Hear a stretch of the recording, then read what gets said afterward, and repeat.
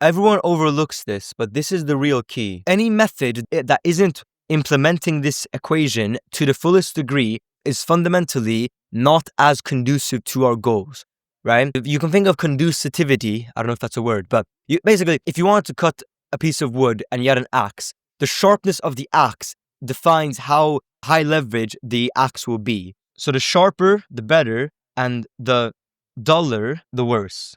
Okay, so duller, sharper. And so fundamentally, the axe that has the most leverage, the axe that cuts the most possible amount of wood per swing, is the one that is the sharpest. Granted, the correlation between sharpness and cutting a piece of wood, which obviously are correlated. And so speaking and understanding is directly correlated to fluency, because those are the skills that are required for fluency, since fluency is being able to have a back and forth with a native. And so any method that doesn't do this is fundamentally a duller axe. And fundamentally, what are language learning apps?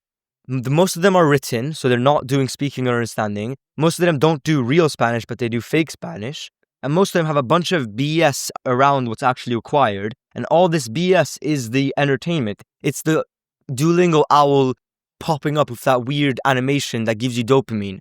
That's not helping you, that's just distracting you. Just like how the dullness of the axe would distract from achieving the goal of actually cutting the piece of wood, whereas the sharpness of the axe would be more conducive to cutting that piece of wood. And so there are many ways to skin a cat, but you'd rather have a sharp knife rather than a butter knife. And so use the method that actually works best for your goal, not just any method that may help. Because may help means that there's some dullness there. Sure, it can get you there. A dull axe can cut through that piece of wood. It'll just take way more effort. If you like this type of content and you want to see more, then check out my YouTube channel.